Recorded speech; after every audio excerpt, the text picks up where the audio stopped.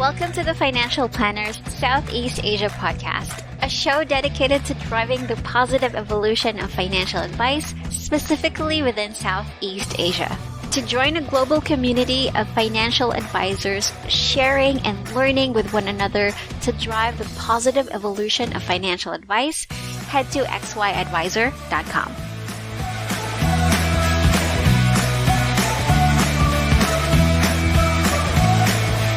Hey guys, welcome to another episode of the Financial Planners Southeast Asia podcast. Gwen here, and today I am with a special guest because he is a fee-based financial planner and he's based in Singapore, but he deals with Australian expats. So please help me welcome Jarrad Brown.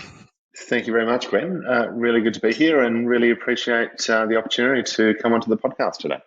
Oh, the pleasure is all mine. I am very happy that you're here because I feel like this is an important topic that I have wanted to discuss last year, but I wasn't able to find a financial advisor whose niche is expats. So, actually I have, but we weren't able to talk about that particular topic. So I'd like to discuss this with you, Jarrad. But before we dive into that, I'd like our listeners to have, or to get to know you more. So how did you get into financial advice?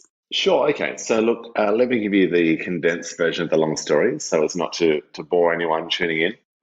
So I originally, from Perth. Perth is originally home, and as we're recording this today, I am sitting in one of our offices in South Perth, which is lovely on a beautiful summer day. It's about 39 degrees, which I'm not really used to, but anyway, getting a bit off topic.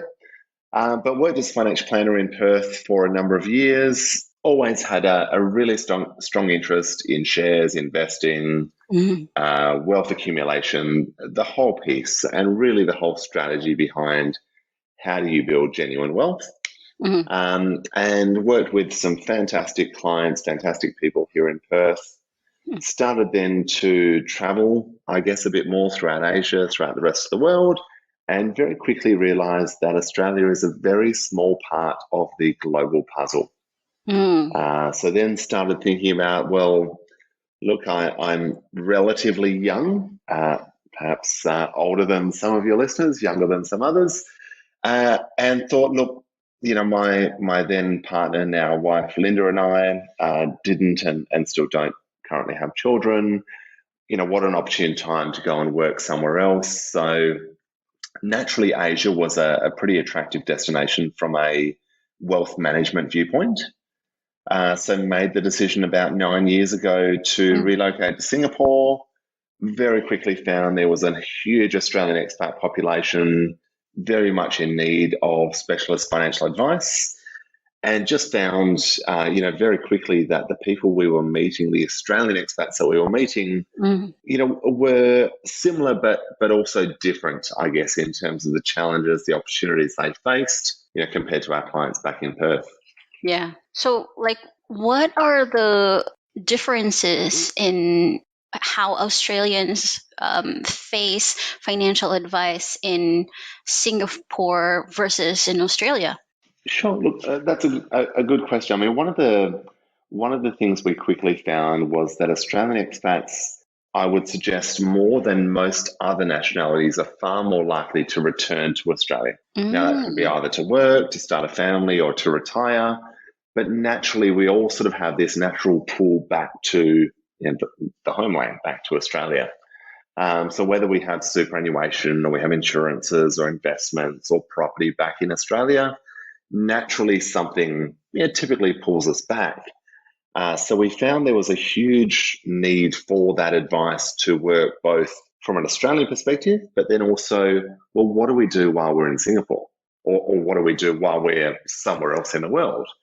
How do we build wealth in this other jurisdiction, whether it be cash or shares or bonds or buying property or CPF, pension accounts in another jurisdiction, with the view that we're going to come back to Australia one day? How do we do that while we're offshore? How do we plan to move back? And then how on earth do we bring all of this stuff back into Australia Yeah. without having, bits and pieces of money all over the world? So the challenges just got a lot more global. The opportunities certainly expanded exponentially in terms of how much wealth could be accumulated, how much you could fast track, I guess, your sort of progress towards achieving your goals. But the complexity is really ramped up. Yes, because you're not only dealing with like regulations and um, stocks and all of those components in one country. You're dealing it with if two, if not more countries, regulations, and all that stuff. Now, because you were already a licensed financial advisor in Australia, how has that experience helped you when you started your practice in Singapore? Or did it ever, were there any challenges you had to overcome because of that as well? Yeah, look, I guess a little bit of both. Obviously, understanding the challenges from an Australian viewpoint, certainly stood us in a good position dealing with Australians in other countries, because naturally, we understood the superannuation, the insurance, sort of, I guess, the basics of what a typical Australian financial planner would face, and therefore could kind of talk the language with Australians in other countries. Um, and that was also one of the reasons Yeah. we sort of elected to only work with Australian expats. We have a very small portion of our client base who are other nationalities, who have largely been referred by our Australian clients. But naturally, our expertise, our niche, our entire business model is really built around providing that, what I would call the sort of touch of home, that Australian expat advice to Aussies, all over the world. So it sort of stood us in good stead in terms of, providing transparent advice, fee-based advice, where, which I think quite a number of Australians really understand and appreciate, particularly anyone who's been paying attention to the Royal Commission or who might have dealt with a financial planner back in Australia. That transparency was really important, and obviously put us in a good position to kind of, I guess, distinguish ourselves from other practices throughout Asia. That's really interesting. Now, um, was there a particular way in how you marketed yourself in order to reach Australian expats in Singapore, or was it more like a word of mouth kind of thing? Good question. Look, it's been a bit of an evolving model. So, Mm. and again, not to bore everyone with the detail, but originally we had effectively a joint venture set up between a Sydney-based advisory firm and a Singapore-based advisory firm, again to provide that specialist Australian expat advice. That Singapore-based firm was then acquired by a UK fund manager, and there was I guess, not quite as seamless a fit as what we felt would suit our clients.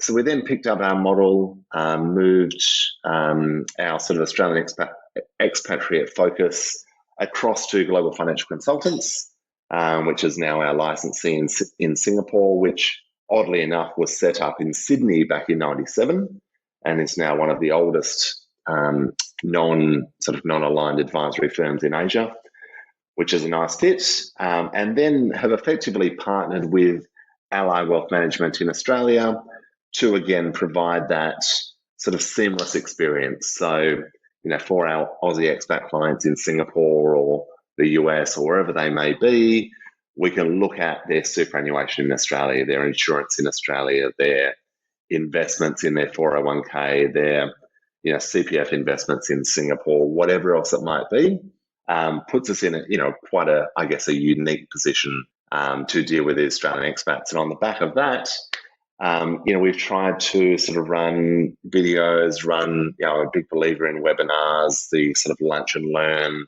style sessions, back when we were allowed to gather face to face Yeah. outside of Western Australia, the old wine and cheese evenings, sort of an hour on what Aussie expats need to know about money. all of those things I've always loved because, I've always found the Australian expat community is a very tight-knit community. Yeah, And if we yeah. can ensure that the right information is going out there, yeah, we've always just, I guess, sort of been a big believer in that, coming full circle. Those who want and need advice would always come to us.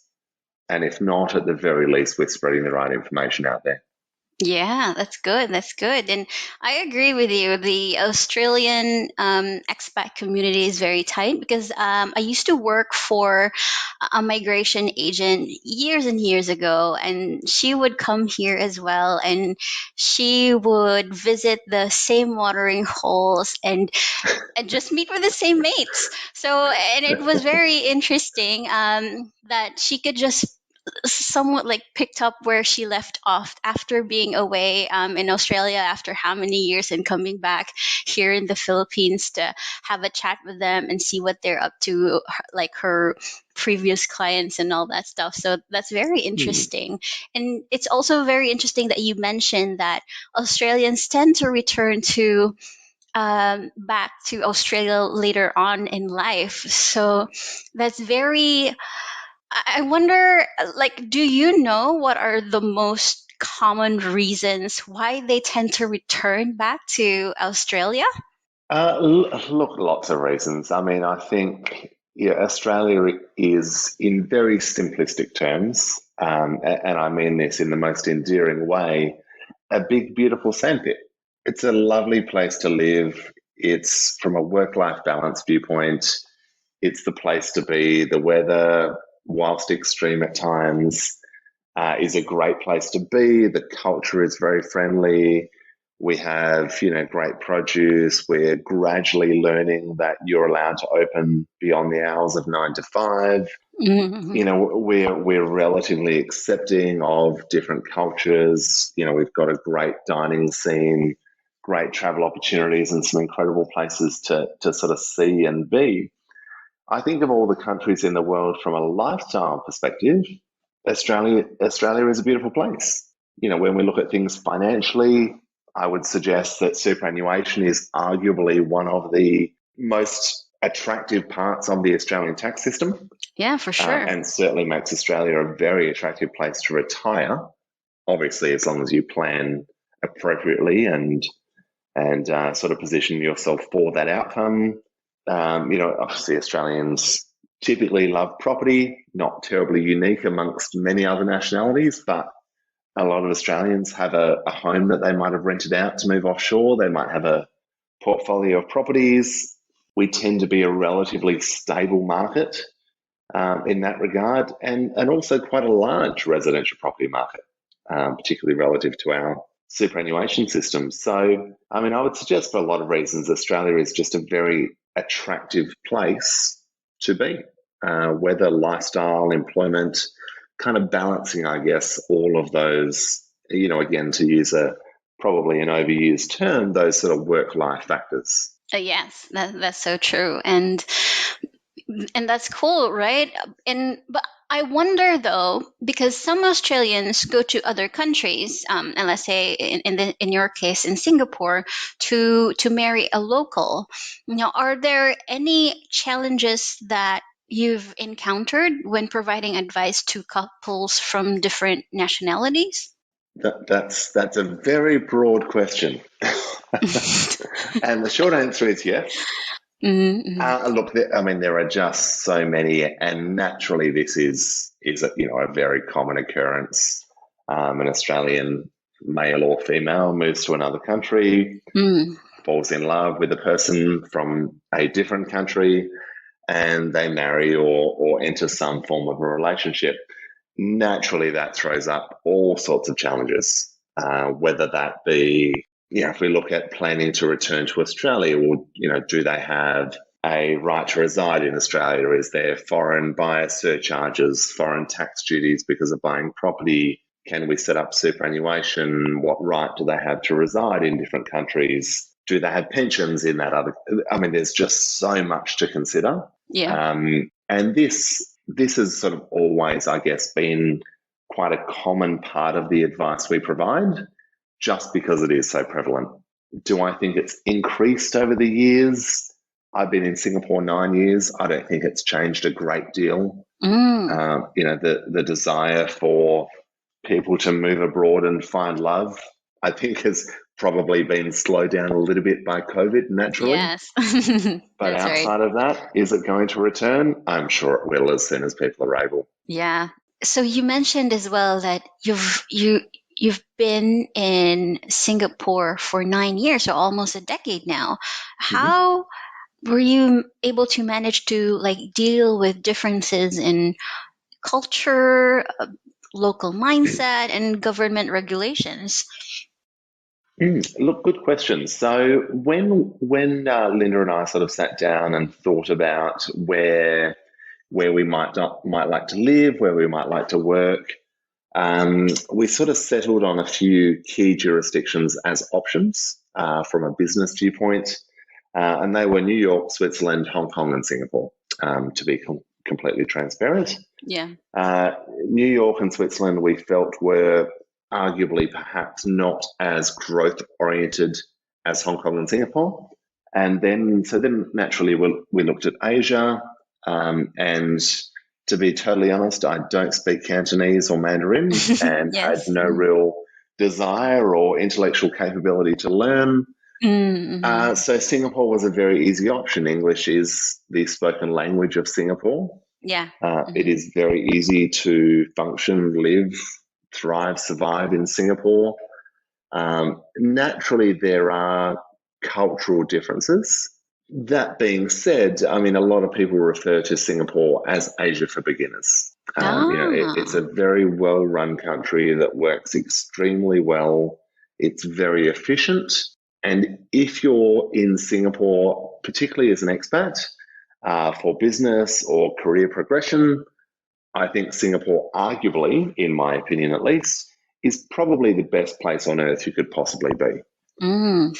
If you're Yeah. looking for work-life balance, look elsewhere. Singapore So, is not the destination for you. It's a great uh, place. You can travel, obviously, in non-COVID times. You can mm, travel elsewhere. It's the world's best airport. The world is at your doorstep. You can get a cheap flight to most parts of the world. But it is very much a career-oriented, a progress-oriented society where people genuinely oh, want to get ahead. The government is extremely supportive for innovation, at the moment, there's a huge focus on fintech, cybersecurity, the entire space. And if you're looking to launch a business or progress in your career, I would say Singapore is a no-brainer to be looking at. mm-mm, mm. And to be honest, sort of somewhat selfishly, but not really. I think more Australians should be looking at Singapore as a place to be, even if it's only for 2 or 3 years, and even if it's only to save the property deposit. Oh, wow. It's just a phenomenal place to really get ahead. Yeah, well, you sold me on that. So, but yes, I've I'll been. send my bill into the Singapore Tourism Agency later. That's wonderful, and yes, I've been meaning to go to Singapore for quite some time now. Oh yes, me and my friends actually booked a ticket that would have gone out May of 2020. Oh But wow! COVID happened March. So, so Ouch. yes, that was interesting. Yeah. So, but again, so we talked about this before we started the podcast that hopefully soon everything is going to become new normal. So fingers crossed. But you have been mentioning your wife Linda, and she is your business partner. So to I want to touch on that because I find it interesting for couples to work in the same business. How, like, at the very beginning of your careers, did you guys decide that you'll be working together, or did that just come like organically over time? Look, it's a little bit of both, but probably more of the latter, to be honest. So, Mm, Linda and I have run a number of charity, so not-for-profit projects mm, over the years, largely as part of various Rotary clubs across Australia and Singapore. So naturally, we've always worked very closely to pull those off, and arguably in some ways closer than you would a company, when it comes to not-for-profit. But from a business sense, Linda has very much run her own practice in terms of social media marketing, LinkedIn, advertising, marketing, consulting, career coaching, business coaching, and being very successful in that area. And then we kind of reached a point where we were working somewhat closely together, traveling the world, working with different clients, different Australian expat clients all over the world, and thought, look, now is probably the time to sort of bring those businesses together. So naturally, Linda sort of brings her expertise around the marketing, coaching, consulting side to our businesses, to work with Australians all over the world.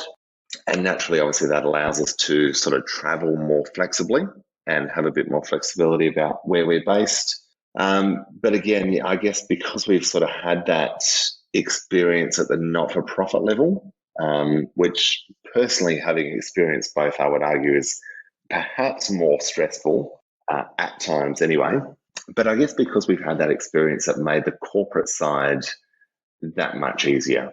And I think, we have our sort of division of labour, and we have our set responsibilities. We have our, sort of workflow management.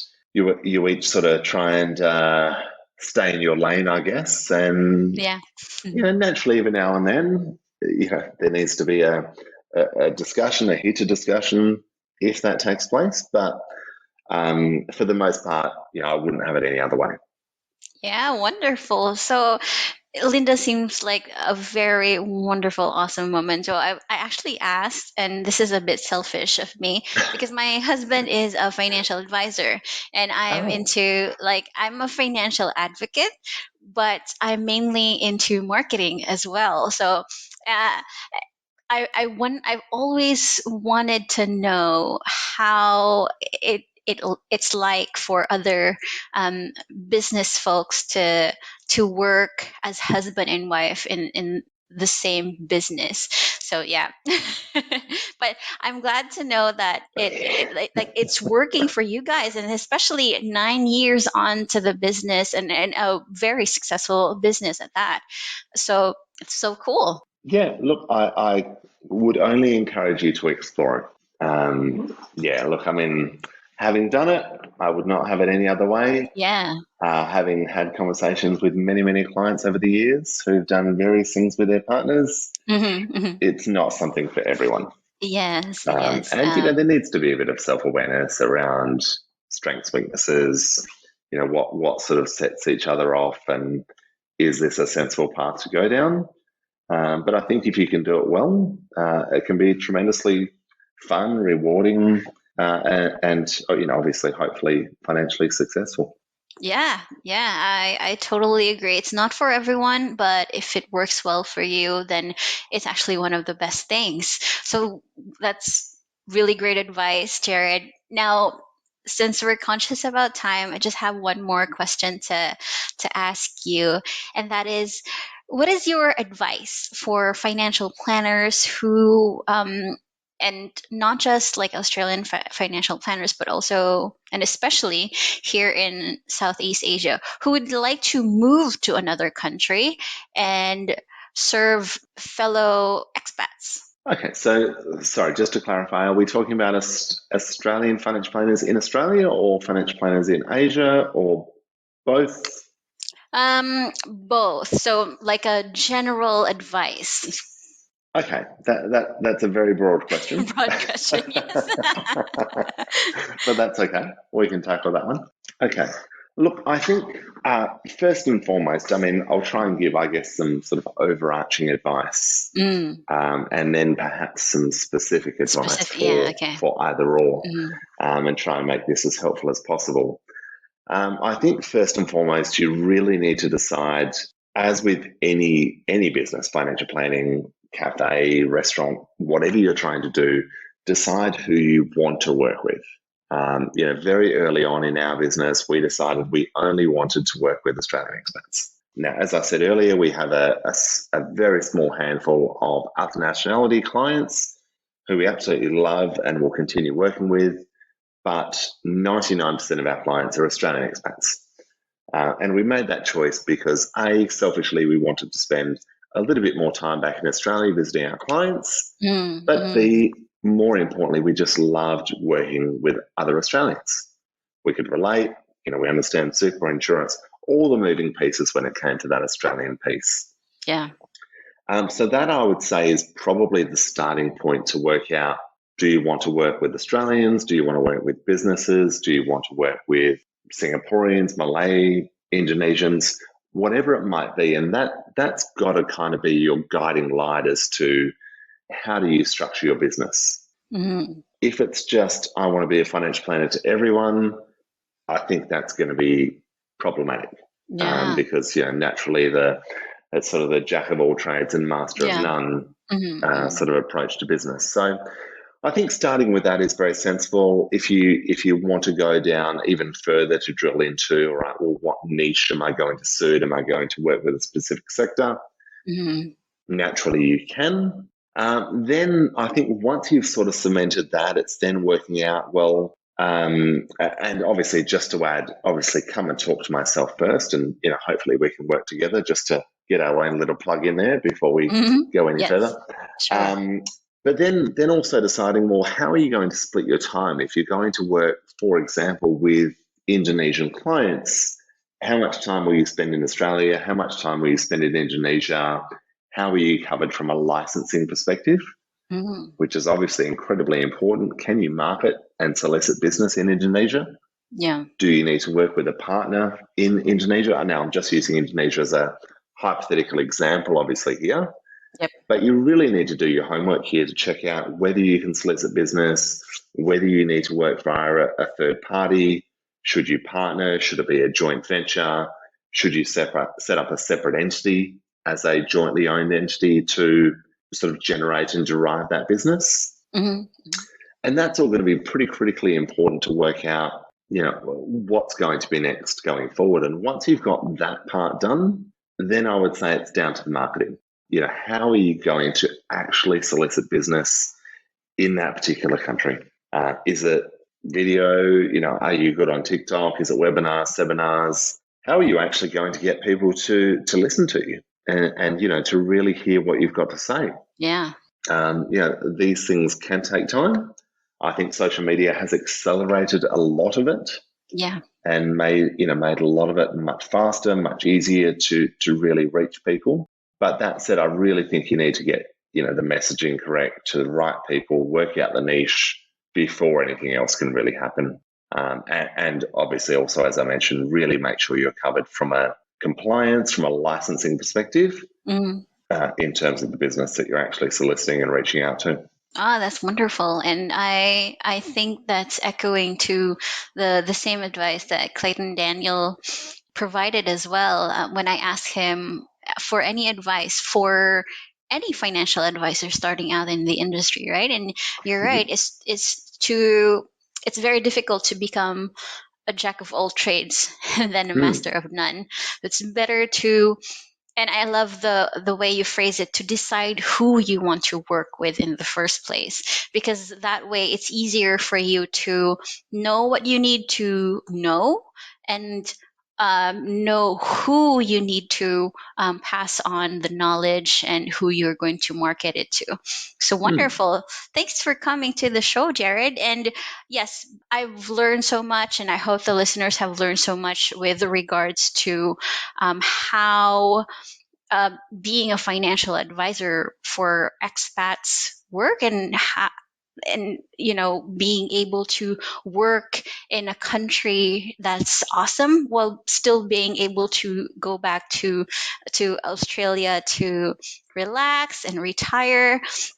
So that's so awesome. And before we end, where can people find you if they want to know more about you, if they want to reach out to you?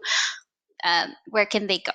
Perfect. Well, look, firstly, Gwen, thank you so much for the opportunity. I really appreciate it. And I No really problem. do genuinely hope that there's been some helpful content there and hopefully a few helpful insights there as well. As far as reaching out to me, there's YouTube. I think it's Jarrad Brown, Australian Expat Finance, something along those lines. There is also my LinkedIn, usually the easiest to reach out. There's Facebook, there's Instagram as well. Any one of them, but LinkedIn usually the best place to touch base. Okay, cool. So I'll put all of your social information in the show notes, particularly your LinkedIn, your YouTube, and Facebook and Instagram. So I'll be happy to connect with you there as well. So again, thank you so much for coming into the show, Jarrad. It was a pleasure having a chat with you. Have a good one in sunny, is it sunny in Perth now? In sunny Perth. It is 39 degrees today and maybe dropping to about 37 at the moment. So, yes, it's certainly sunny. All right. Have a good one. Thank you so much, Gwen. Really appreciate it.